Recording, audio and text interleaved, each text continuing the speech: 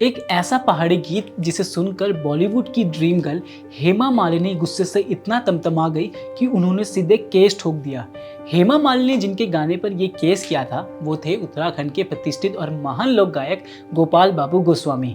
और जिस गाने की वजह से गोपाल बाबू गोस्वामी पर यह केस किया गया वो गीत था ओ मेरी हेमा मालिनी। अब अगर आप इस गाने को सुनेंगे तो आपको कुछ भी ऐसा नहीं मिलेगा जिसकी वजह से आपको लगे कि इस पर केस होना चाहिए था। गाने में हेमा मालिनी के नाम के अलावा कोई ऐसी बात नहीं है जो उनके खिलाफ हो। लेकिन फिर सवाल ये उठता है कि आखिर क्यों हेमा मालिनी ने इस गाने को सुनकर गोस्वामी के खिलाफ केस ठोक दिया।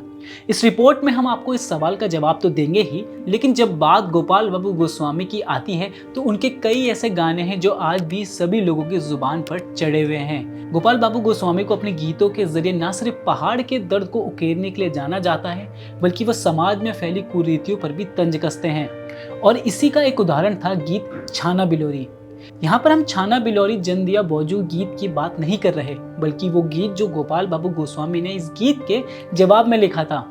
कई लोग ये दावा करते हैं कि गोपाल बाबू गोस्वामी ने छाना बिलोरी के ओरिजिनल गीत के जवाब में गायन करके अच्छा नहीं किया, लेकिन बताया जाता है कि उन्होंने इस ओरिजिनल गीत की वजह से हो रहे नुकसान को देखते हुए नया गीत लिखा था। अब आप दोनों ही गीत सुनेंगे तो आप समझ जाएंगे कि जहाँ छाना बिलोरी के ओरिजिनल गीत में बेटी कहती है कि मुझे छाना बिलोरी मत देना, वहीं गोपाल बाबू गोस्वामी के वर्जन में लड़की बोलती है कि उसे छाना बिलोरी ही ब्याया जाए। अब गोपाल बाबू गोस्वामी को ये गीत लिखने की जरूरत क्यों पड़ी? ओरिजिनल गीत सुनने के बाद ऐसा क्या हुआ था कि गोपाल बाबू गोस्वामी को ये गीत लिखना पड़ा? गीत गाथा के इस एपिसोड में आज हम आपको लेके जा रहे हैं गोपाल बाबू गोस्वामी की गायन यात्रा पे। और इस गायन यात्रा में हम विस्तार में बात करेंगे गीत ओ मेरी हेमा मालिनी और छाना बिलोरी की। आज बात उस पहाड़ी सिंगर की जिसने अपने गीतों से उत्तराखंड ही नहीं बल्कि बॉलीवुड को भी प्रभावित किया।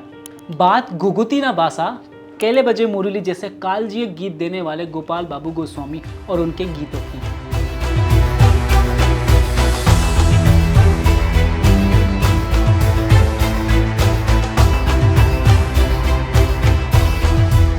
गोपाल बाबू गोस्वामी की जीवन यात्रा पर बात करने से पहले उनके दो गीतों पर बात कर लेते हैं। सबसे पहले बात करते हैं उस गाने को जिसको लेकर हेमा मालिनी ने उन पर केस ठोक दिया था। बात 80 के दशक की है। ये वो दौर था जब हेमा मालिनी का जलवा हर तरफ था। ड्रीम गर्ल नाम से फेमस हेमा मालिनी की एक झलक पाने के लिए लोग पागलों की तरह इंतजार किया करते थे। इसी दौरान गोपाल बाबू गोस्वामी ने एक गीत लाया ओ मेरी हेमा मालिनी। गाना बाजार में आया ही था कि खबर आने लगी कि इस गीत को लेकर हेमा मालिनी ने केस कर दिया है। गोपाल बाबू गोस्वामी के बेटे रमेश बाबू गोस्वामी एक इंटरव्यू में इसको लेकर विस्तार से बात करते हैं। वो बताते हैं कि जब ये गीत आया तो किसी ने हेमा मालिनी को इस गीत के बारे में बताया, हालांकि उसने इस गीत के बारे में बताते हुए हेमा मालिनी को बहका दिया। रमेश बाबू गोस्वामी बताते हैं कि हेमा को बताया गया कि उत्तर प्रदेश के गायक है गोपाल बाबू गोस्वामी। गोस्वामी ने आपके ऊपर यानी हेमा पर एक गीत गाया है जो कि बहुत ही ज़्यादा अश्लील है। रमेश बाबू गोस्वामी बताते हैं कि ये बात सुनकर हेमा मालिनी ने गोपाल बाबू गोस्वामी पर केस कर दिया।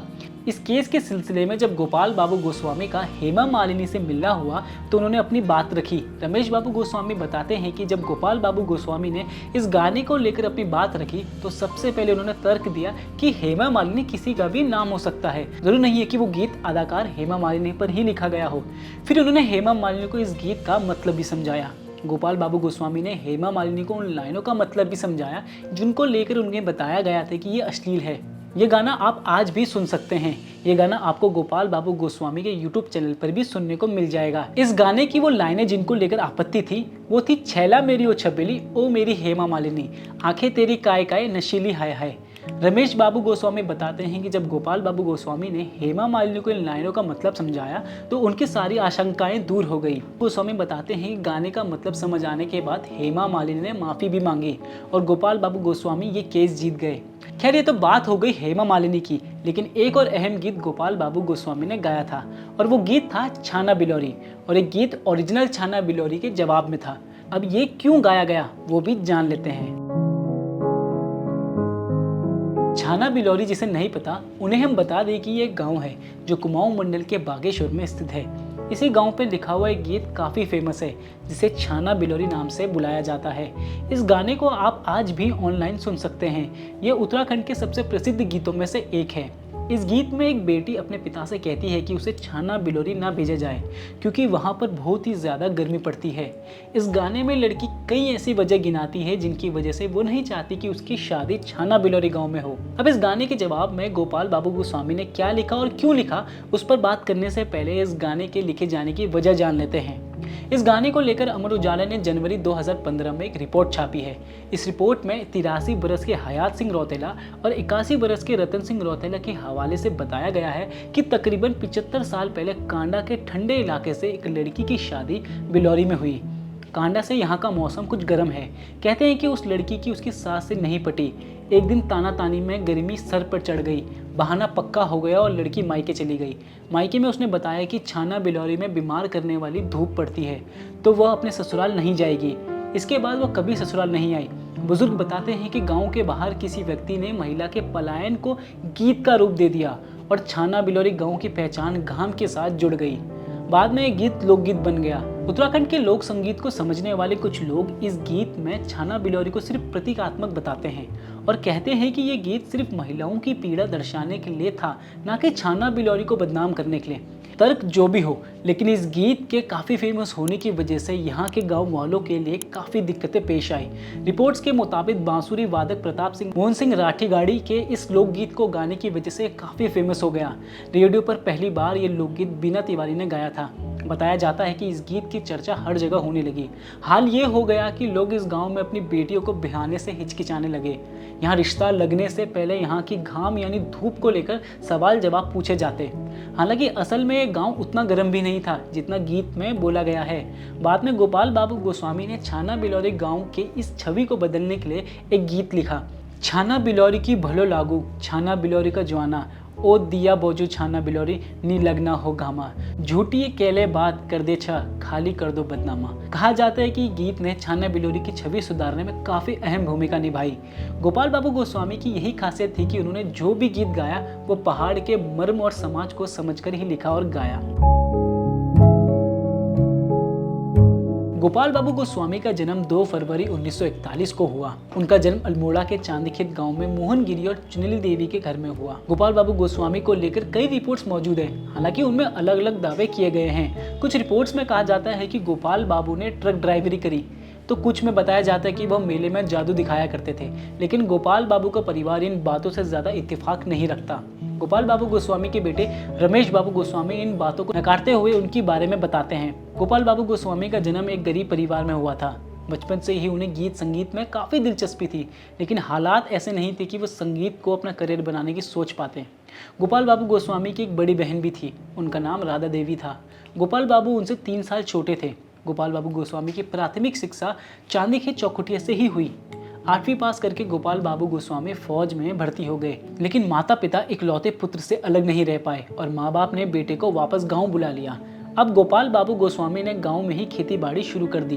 यहाँ पर रमेश बाबू गोस्वामी ये जरूर जोड़ते हैं कि उन्होंने ट्रक तो क्या कभी साइकिल भी नहीं चलाई। यहाँ ये बता दें कि महज 15 साल की उम्र में गोपाल बाबू गोस्वामी की शादी हिमाचल प्रदेश की रिब्बा गांव की मीरा से हुई। फौज के दौरान ही गोपाल बाबू का मीरा जी से मिलना हुआ था। खैर, फौज से वापसी के बाद भी उनके संगीत गायन की यात्रा शुरू नहीं हो पाई थी, लेकिन उनके अंदर का गायक कभी भी नहीं मरा।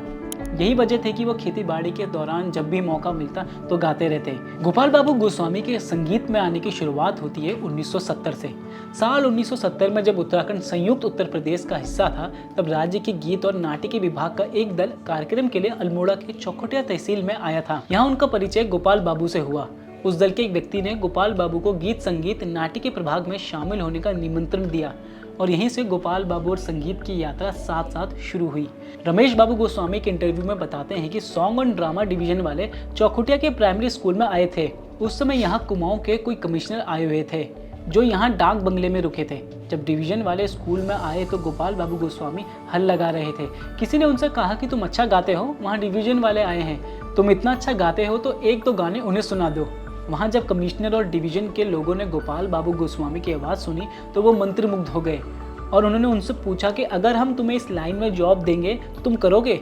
गोपाल बाबू को जिससे यानी संगीत से प्यार था, उन्हें उसी में नौकरी मिल रही थी, तो उन्होंने झट से हाँ बोल दिया। इसके बाद उन्हें नैनीताल बुलाया गया और वहाँ से उन्होंने अपने गायन यात्रा की विधिवत शुरुआत की।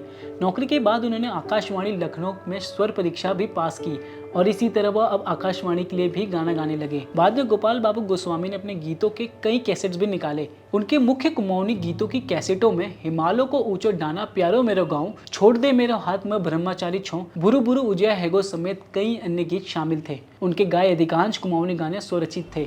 गोपाल बाबू ने राजूला मालुशाही की प्रेम गाथा और हरुहित जैसी गाथाओं को भी कैसेट में उतारा। बताया जाता है कि गोपाल बाबू गोस्वामी को बॉलीवुड से भी कई लोगों ने अप्रोच किया। रमेश बाबू गोस्वामी बताते हैं कि राजश्री फिल्म प्रोडक्शन ने उन्हें बॉलीवुड में गाने के लिए बुलाया था, लेकिन उन्होंने जाने से मना कर दिया और कहा कि मैं सिर्फ पहाड़ के लिए ही गाऊंगा। और इस तरह गोपाल बाबू गोस्वामी शुरुआत से लेकर जीवन के आखिरी तक पहाड़ के ही होकर रहे। बाद में गोपाल बाबू गोस्वामी ब्रेन ट्यूमर की बीमारी की चपेट में आ गए। जब इस बीमारी की शुरुआत हुई तो उन्हें लगा कि ये कोई गंभीर बीमारी नहीं है, परिवार वाले परेशान न हो, इसलिए उन्होंने कभी इस बारे में घर पर नहीं बताया। तबीयत ज़्यादा बिगड़ी तो उन्हें दिल्ली एम्स में भर्ती किया गया और यहीं ब्रेन ट्यूमर की वजह से 6 नवंबर 1996 को उन्होंने इस दुनिया को अलविदा कहा। गोपाल बाबू गोस्वामी ने बहुत ही कम समय पर कई प्रसिद्ध और हिट गाने लिखे और गाए और पहाड़ की मर्म को आकाशवाणी से और अपनी कैसेटों के जरिए पूरे पहाड़ तक पहुंचाया। और पहाड़ ने भी इस सुरीले आवाज के धनी को अपने कानों से सुना और दिल में बसा कर रखा। और आज भी इनके गीत पहाड़ के मर्म और यहाँ की खूबसूरती को देश और दुनिया तक पहुंचा रहे हैं। गोपाल बाबू गोस्वामी को शत शत नमन। गीत गाथा की ये प्रस्तुति आपको कैसी लगी जरूर बताइएगा। पसंद आई हो तो इसे लाइक और शेयर जरूर करें और चैनल को सब्सक्राइब करना ना भूलें।